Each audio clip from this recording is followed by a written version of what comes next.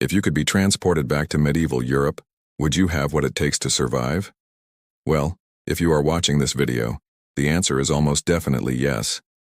And that's because you are smarter than the average medieval peasant. Join us today as we check out 5 insane strategies to survive in medieval Europe. Number 5. Marry a noble. The easiest way to survive in medieval Europe was to be born into the nobility. Being born with a silver spoon in your mouth made life much easier for many reasons.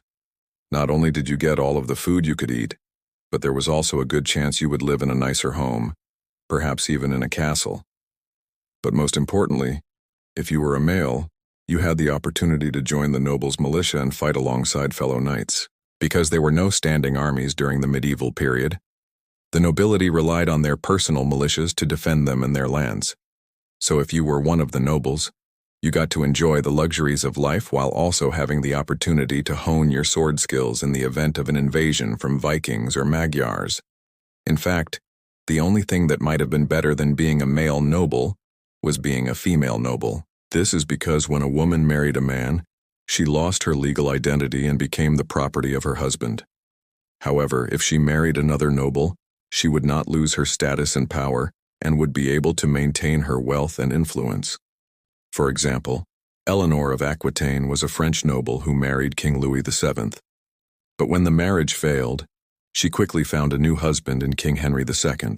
So if you were a woman living in medieval Europe, the best strategy to ensure your survival was to marry a fellow noble. Number 4. Become a blacksmith. There were very few jobs more important to a medieval kingdom than blacksmith.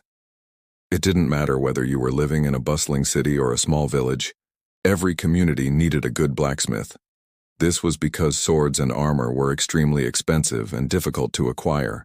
Therefore, whenever a knight was going into battle, he would need his blacksmith to sharpen and repair his weapons and armor. In addition to maintaining their weapons, blacksmiths were also responsible for creating new pieces of equipment when necessary. Now, while being a blacksmith was a stressful job because there was always work to be done, it was a great profession to be in if you wanted to make sure you survived the medieval period. That's because blacksmiths were usually well respected by society, and they also earned a decent wage, especially since most blacksmiths were able to sell their services to multiple customers. So, if you were a blacksmith during the medieval period, you would not have to worry about where your next meal was coming from. 3. Don't be a serf. When people think about medieval Europe, they often imagine a brutal world dominated by kings, queens, knights, and peasants. And while these 4 social classes did play a major role in medieval society, there was actually a 5th class known as the serfs. Serfs were essentially slaves who were tied to the land they worked on, and unlike other slaves in history, serfs could not earn their freedom. Instead, they were passed down from generation to generation like property.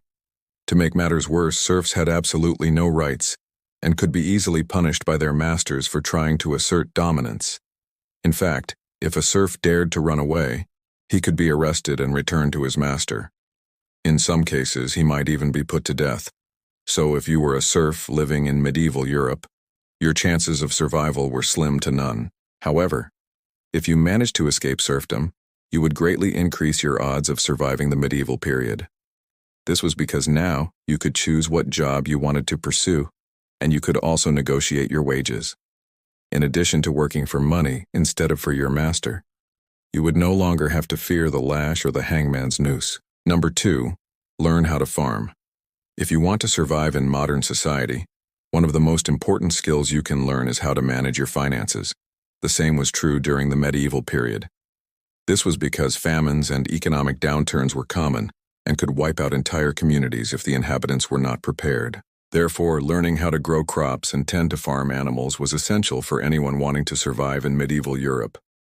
In fact, the majority of people living in medieval Europe were farmers, and the success of their farms often determined the success of the entire kingdom. Why? Well, farming was not only responsible for putting food on the table, but it was also the main source of income for most people. Therefore, if there was a bad harvest, it was unlikely that you would have enough money to purchase food. So you would be forced to turn to poaching and hunting wild animals for sustenance.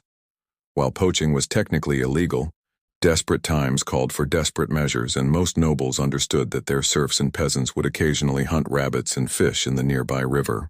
However, if you were accused of poaching on someone's land, you could be thrown in jail or even put to death. So if you wanted to survive in medieval Europe, the best strategy was to learn how to farm.